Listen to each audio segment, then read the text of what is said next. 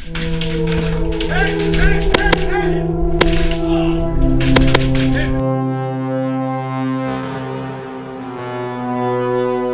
YouTube, it's only Nomad here, and in today's video I am reviewing the Xcortech Compact Tracer Unit.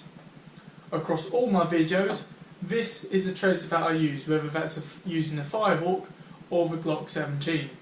So let's dive straight in. Why should you get a tracer unit in general? Well, would you like your gameplay to look like this?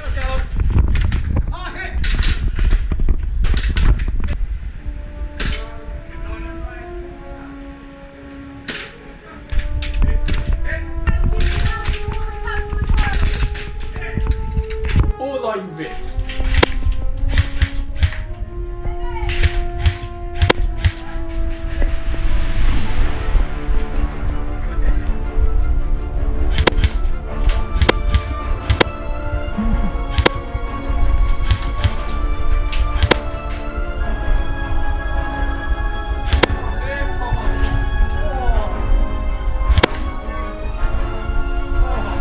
Okay, now I'm going to bore you with the specifications of the tracer unit that I use.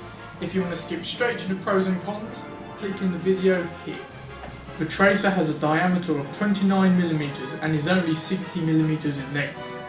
It has an 11mm CW or clockwise thread and comes with a 14mm CCW or counterclockwise thread adapter. It is made out of aluminium and weighs 41 grams. So don't expect it to feel heavy if you throw this on the end of a pistol. So let's look at the pros and the cons of the tracer unit in general, starting with the pros. Considering the size of the tracer, it still emits a strong green glow to the BBs that pass through it. As I mentioned earlier, it is light, so I barely feel a difference in weight when I attach this to my pistol. The battery life on this is perfect for me, and it is easy to charge. All you need is a USB charging cable, which takes just over an hour to charge, giving you at least 4 hours battery life. I say at least 4 because I've only used this up to 4 hours indefinitely. For all I know, it could give me another hour or two of life. It has a built-in motion sensor which turns itself off after long periods of inactivity. Furthermore, the tracer works up to 35 rounds per second. Using a tracer, you get a lot of benefits. Such benefits being an obvious one, you can see what you hit a lot easier. Playing in the dark is that little bit more fun, and you can fit this unit into a suppressor if you want to. Now it is time for the cons. One major problem I've had with the Xcortech Tracer is its durability.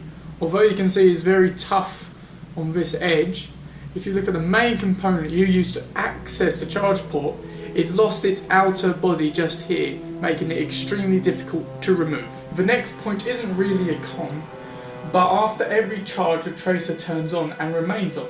I understand why this is a feature, but I personally find it to be irritating, as it will be on sometimes an hour before I actually play Airsoft. Another issue is the fact that I cannot find any replacement parts for the tracer if, for example, the plate covering the front breaks.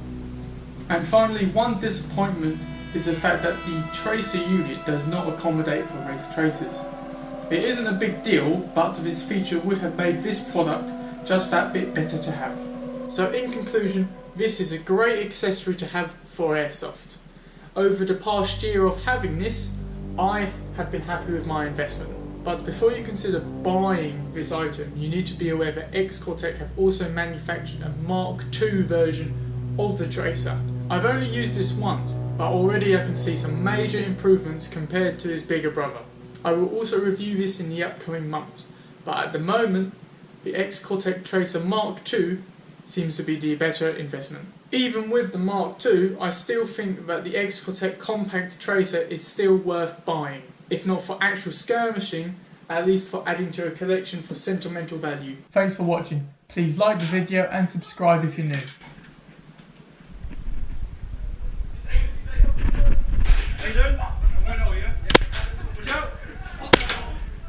Got you on again?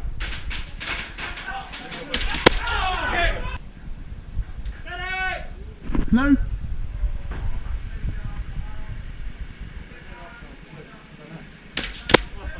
Is Cyborg?